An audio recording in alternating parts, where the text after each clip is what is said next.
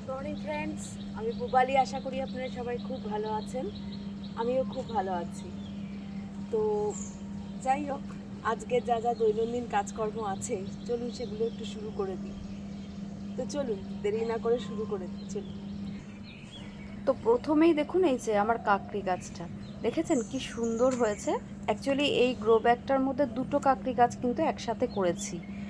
আর আজকে প্রথম ফিমেল একটা ফুল ফুটলো, মানে মেল ফুল তো 3-4 দিন ধরে ফুটছিল, তো আজকে প্রথম ফিমেল ফুটলো। তো পলিনেশনটা একটু করিয়ে নি, দাঁড়ান। এত নরম তো ডালগুলো, একটু সাবধানে না করালে ভেঙে যাবে। দাঁড়ান, এই যে দেখতে পাচ্ছেন তো আমার ফিমেল ফুলটা। হ্যাঁ, এই যে একটুখানি করে দিই।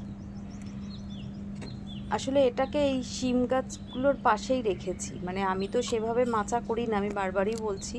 এই যে দেখুন কঞ্চি দিয়ে দিয়ে এগুলোকে বেঁধে বেঁধে তুলে দিয়েছি গাছটাকে। এই যে আস্তে আস্তে গাছগুলো উঠে যাচ্ছে, ওর ব্রাঞ্চগুলো আস্তে আস্তে জড়িয়ে জড়িয়ে উঠছে। তো এবারে ওই শিম গাছটাকে ও ঠিক ধরে নেবে।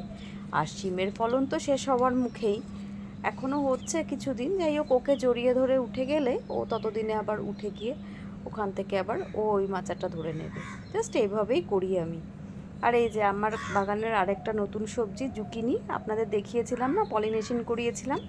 দেখুন কি সুন্দর হচ্ছে। আর এটা তো অনলাইন থেকে কিনেছিলাম, তো গ্রিন কালার হয়েছে। মানে দুটো কালার তো হয় জেনারেলি জুকিনি, একটা ইয়েলো হয় একটা গ্রিন হয়। তো আমারটা গ্রিন হচ্ছে। মানে খেতে কেমন হবে জানি না, যাই হোক দেখতে কিন্তু দুর্দান্ত লাগছে। যাই হোক, হয়েছে, আপনাদের সঙ্গে একটু শেয়ার করলাম, মনে হচ্ছে আরও বড় হবে। এবারে একটা কাজ করি, ওই যে আগের সানডেতে যে পেয়ারা গাছ আর ওই গোলাপজাম গাছটা কিনেছিলাম, মানে বলেছিল গোলাপজাম, যাই হোক, তো তার মধ্যে পেয়ারা গাছটাকে না আজকে একটু রিপোর্ট করে দেবো। 7 দিন মতো তো হয়ে গেছে, তো এবার ভাবছি রিপোর্টটা করে দিই একটা একটা করে। তো আজকে ওটাকে করব। তো আমি তো বারবারই আপনাদের বলি যে আমি যখনই যে কোনো বেড করি, বেডটা তো লাইট ওয়েট হয়ই। এই যে গ্রো ব্যাগটা যে দেখছেনই একদমই হালকা, জাস্ট মানে কিছুই ওয়েট নয় এই গ্রো ব্যাগটার। আর তারপরেও এই যে তলার লেয়ারটায় আমি কিন্তু এই যে কিচেন ওয়েস্ট, গার্ডেন ওয়েস্ট দিয়েই করব। এবং আমি ফল ফুল সবজি সব ক্ষেত্রেই কিন্তু আমি এই জিনিসটাই ফলো করি। আজ পর্যন্ত এখনও অবধি খারাপ রেজাল্ট তো কিছু পাইনি। যাই হোক, এই যে ডিমের খোসাগুলো এর সাথে সবই তো একসাথে রাখি, তো এগুলোকে একটু গুঁড়ো গুঁড়ো করে নিচ্ছি, কারণ এগুলোটা ডিকম্পোস্ট হতে সব থেকে বেশি সময় লাগে। এমনি অলমোস্ট দেখুন এই যে সবজির খোসা টোসাগুলো কিন্তু ডিকম্পোস্ট হতে শুরুই করে দিয়েছে। আর এর সাথে এগুলো করে দিই, কারণ এমনি খুব একটা অসুবিধা হবে না, ফলের গাছ তো, এ তো তলায় থাকবে, আস্তে আস্তে এই ডিকম্পোস্ট হতেই থাকবে এবং মিশে যাবে। কিন্তু আর যে মাটিটা মানে ম্যাজিক্যাল সয়েলটা আমি করে রাখি, ওর মধ্যে যেহেতু চুন মিশিয়ে করি, সেই জন্য ক্যালসিয়ামের অভাবটা কোনোভাবেই হবে না। তাও ডিমের খোসাগুলো একটু ভেঙে দিলে তাড়াতাড়ি ডিকম্পোস্ট হবে কিছুটা, সেই কারণে। এই যে দেখুন এই লেয়ারটা আমি কিন্তু রেডি করে ফেললাম। হ্যাঁ, এই ক্ষেত্রে একটা কথা বলতেই হয় যে যেহেতু আমি এখানে ফলের গাছ লাগাবো, মানে পার্মানেন্ট ফলের গাছ, তো সেক্ষেত্রে কিছু এক্সট্রা প্রিকশন আমি নিই। তো কী নিই সেটা আপনাদের দেখাই। এই যে প্রথমে আমি একটুখানি নিমখোল দিয়ে দেবো, কারণ দেখুন নিমখোল দিলে কী হবে, পোকামাকড়ের ব্যাপারটা অনেকটাই কমে যাবে। আর এগুলো যেহেতু জিনিসগুলো পচে পচে আস্তে আস্তে আর কি মিশবে, তো সেখানে পোকার সম্ভাবনাটা তো খুব বেশিই থাকে। তো সেই জন্য আমি এই নিমখোলটা দিয়ে দিচ্ছি। আর এই যে ফাঙ্গিসাইড দিয়ে দেবো, যাতে ফাঙ্গাস লাগার সম্ভাবনাটা একদমই না থাকে। এই দুটো জিনিস আমি জেনারেলি ফল গাছ পার্মানেন্ট লাগাবার জন্য আমি ইউজ করি, বা ফুল গাছও যেগুলো পার্মানেন্ট হয় সেগুলোর ক্ষেত্রেও কিন্তু আমি এই জিনিসগুলো করি। এমনি সবজি দেখেছেনই আপনারা যে আমি এত কিছু করি না, ওই লেয়ার জাস্ট দিয়ে দিই সবজি বা কিচেন ওয়েস্ট, গার্ডেন ওয়েস্ট যা থাকে সেগুলো দিয়ে তলায়, তারপরে মাটির লেয়ার দিয়ে করি। হ্যাঁ, তবে এটাও ঠিক যে আমি কিন্তু উইদাউট সয়েল আমি কোনো বেড করি না। আমি আজ পর্যন্ত যা গাছ করেছি মোটামুটি মাটি আমি কিছুটা পরিমাণ দিই। উইদাউট মাটিতে আমি গাছ করতে পারি না, বা আমার কেমন যেন একটা মনে হয় যে হয়তো ঠিক মতো হবে না, তো সেই কারণে আমি করি না। আর এই যে আমার মাটিটা, মানে যে মাটিটা আমি এখন এর সঙ্গে মিক্স করছি, এটা তো একটা ম্যাজিক্যাল সয়েল বলেই আমি বলি। তো এইটা আমি কিভাবে তৈরি করেছি তার ভিডিও কিন্তু আমার চ্যানেলে আপলোড করা আছে। তো যারা আমার নতুন বন্ধু আছেন বা আছো, তাদের যদি প্রয়োজন মনে হয় তো একটু সময় করে গিয়ে দেখে নিতে পারেন।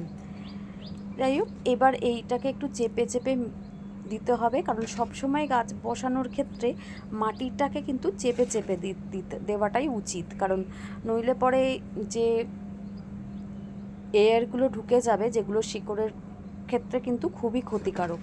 তো সেই কারণে এটাকে একটু চেপে চেপে করাটাই ঠিক। তো হ্যাঁ, আর যেটা বলছি যে এই যে পেয়ারা গাছটা আমি কি করেছি, একটু জল দিয়ে ভিজিয়ে রেখে দিয়েছি। তার কারণ মানে যখন আমরা নার্সারি থেকে গাছ নিয়ে আসি দেখবেন যে ওরা যখন গাছগুলোকে আমাদের দেয় কীরকম গাছের জাস্ট গাছগুলোকে ধরে ধরে আমাদেরকে দিয়ে দেয়, গাছগুলো কিন্তু খুলে পড়ে যায় না। তার কারণ ওরা যে মাটিটায় গাছটাকে রেডি করে রাখে সেটা কিন্তু এঁটেল মাটি, এবং এটা হয়তো আপনারা অলমোস্ট সবাই জানেন, তাও আমি যেহেতু এই কারণেই এটা করছি তো সেই কারণে একটু এক্সপ্লেন করলাম। তো এই যে যতটা পারি আমি চেষ্টা করি মাটিগুলোকে একটু ছাড়িয়ে নিতে, তবে হ্যাঁ যাতে শিকড়টায় কোনো এফেক্ট না হয় সেটা কিন্তু অবশ্যই দেখতে হবে, এবং আমিও দেখি যতটুকু সম্ভব পারি একটু ফেলে দিই, দিয়ে তারপরে এটা বসিয়ে দিই। এরকম না যে এই মাটিটা সমেত বসিয়ে দিলে খুব ক্ষতি হয়ে যায় গাছের, কখনোই হয় না, কারণ প্রথম দিকে আমি এই ব্যাপারটা জানতামও না, এবং আমি যখন প্রথম দিকে গাছ বসাতাম তো আমি কিন্তু এই মাটিটা সমেতই বসিয়েছি, এবং সেই গাছগুলোর কি রেজাল্ট আছে আমি আপনাদের নিশ্চয়ই কোনো দিন দেখাবো। তো খুব কোনো অসুবিধা হয় না, কিন্তু একটু পরিষ্কার করে ওই মাটিটা ফেলে দিয়ে এই নর্মাল এই মাটিগুলো যেগুলো আমরা রেডি করে রাখছি বাড়িতে, তো সেই মাটিটা দিলে কি হয় ওদের খাবারটা অ্যাকসেপ্ট করতেও সুবিধা হয়, তো সেই কারণে এটা করা, আর কিছুই না। তো যাই হোক, এই মাটিটা দিয়ে ভালো করে চেপে চেপে দিয়ে এই গাছটাকে বসিয়ে দিলাম, আর কিচ্ছু না। এবারে একটু ওই ফাঙ্গিসাইডে জল দিয়ে দেবো।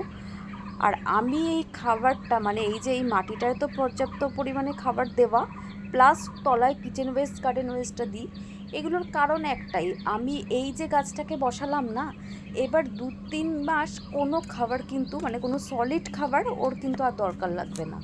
এখন ওই নর্মালি 15-20 দিন পর থেকে যেরকম আমি নানা ধরনের তরল সার ইউজ করি, যেহেতু এখন গরমটা পড়ে যাচ্ছে তো খোলের জলটা তো খুব একটা ইউজ করব না, করলেও বাদাম খোলটাই দেবো। তো এছাড়া অন্য যে যে সারের জলগুলো আমি দিই আর কি তরল, তো সেগুলোই জাস্ট দেবো, এবং মাস 3 তো একে আর কোনো সলিড খাবার নয়। তারপর থেকে আবার নর্মালি অন্য গাছদের যেরকম খাবার দিই মাঝে মাঝে ওকেও সেরকম খাবার দেবো। তো বাদ বাকি এই 3 মাসের জন্য পর্যাপ্ত খাবার ওকে আমি এখনই দিয়ে দিলাম। আর আরেকটা কথা কি বলুন তো, আমি ওই ছোট টবে বসিয়ে তারপর বড় টবে শিফট এটা আমি করি না জেনারেলি। কেন করি না, এটা আমার বাপিকেও আমি দেখেছি যে বাপিও নর্মালি বসিয়ে দিত এবং সেভাবেই হতো, তো সেই জন্য আমিও ঠিক এভাবেই করি। যাকে আপাতত আমার পেয়ারা গাছের রিপোর্টিং কমপ্লিট হয়ে গেছে, দেখুন বেশ ভালোই লাগছে। এখানে থাক এখন কিছুক্ষণ, তারপর সেই মিশেড এরিয়ায় আবার ছড়িয়ে দেবো। আর চলুন ততক্ষণ আমি একটু হারভেস্ট করে নিই, আজকে কিছু শিম নেব। এবার দেখুন কি পরিমাণে প্রতিদিন শিম হচ্ছে এখন আবার। আর সবথেকে ভালো লাগছে কি বলুন তো, মানে বাজারে তো এখন শিম অ্যাভেলেবেল নয়, কিন্তু আমার গাছে যে পরিমাণ শিম হচ্ছে মানে আমি তো খাচ্ছি, এবার শুধু তাই নয় আমি কিন্তু এখনও কিছু কিছু লোকজনকে দিতেও পারছি, এবং এটা খুব ভালো লাগছে বা একটু মজাও লাগছে, মানে যেহেতু বাজারে পাওয়া যাচ্ছে না আমার বাগানে হচ্ছে। আর দেখুন এইটুকু জায়গার মধ্যে সব সবজি করছি, তো তাতে যদি নিজে খাওয়ার পরে লোকজনকে দেওয়া যায় তাহলে তার থেকে আনন্দের আর কী হতে পারে বলুন। মানে নিজে তো আনন্দ হচ্ছেই, প্লাস যাকে দিচ্ছি সেও অনেক প্রশংসা করছে, খুবই ভালো লাগছে। তো এইগুলো জাস্ট মানে একটা মনের শান্তির জন্য আপনাদের সাথে শেয়ার করলাম, মানে যেটা আমার মনে হয় তো সেটাই বললাম আর কি, আর কিছুই না। আর সব থেকে মজা কী হচ্ছে জানেন, এই শিম গাছটার মধ্যে না শিমগুলো আমার সাথে লুকোচুরি খেলছে প্রতিদিন, দেখুন কোথায় কোথায় ঢুকে ঢুকে থাকছে না বুঝতে পারছি না। আর পরে এই যে দেখুন এই শিমটা কেমন বুড়ো মুড়ো মতো হয়ে গেছে, মানে এটাকে এতদিন ধরে দেখতেই পাইনি, আজকে পারলাম।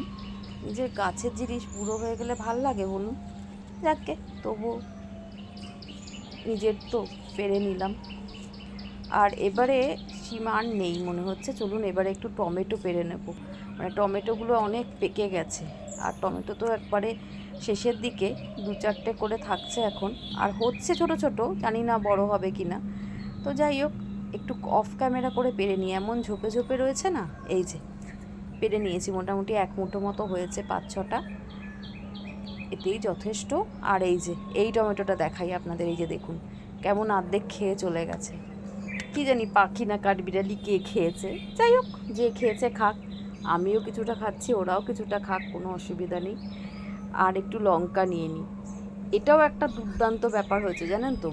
মানে আমার বাপির এটা খুব প্রিয় সবজি ছিল, মানে খুব লঙ্কা গাছ করতো, কিন্তু তা সত্ত্বেও এত লঙ্কা কোনো দিন আমাদের বাগানে আমি দেখিনি, মানে যেটা আমি নিজে করে দেখছি। আর সত্যি কথা বলতে লঙ্কা গাছের যে পরিচর্যাগুলো আমি করেছি আপনাদের অলরেডি বলেছি, আমার চ্যানেলে তার ভিডিও দেওয়াও রয়েছে, তো সত্যি তার একটা মানে দারুণ ফলও পাচ্ছি। দেখুন তার রেজাল্ট তো আপনাদের চোখের সামনেই রয়েছে, যে লঙ্কা সব লঙ্কাই ভরে ভরে হচ্ছে গাছে, পাতা দেখা যাচ্ছে না, এত লঙ্কা হচ্ছে। আর শুধু তাই না, লঙ্কাগুলো খুব ঝালও হচ্ছে কিন্তু জানেন। তো যাই হোক, মোটামুটি আজকের বাজার কমপ্লিট। না, আরও মনে হচ্ছে কিছু, হ্যাঁ হ্যাঁ হ্যাঁ দাঁড়ান, আরও দুটো জিনিস নিতে হবে।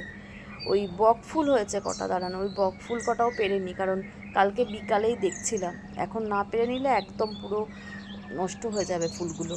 আর স্ট্রবেরি আছে দুটো, স্ট্রবেরিও পেকেছে।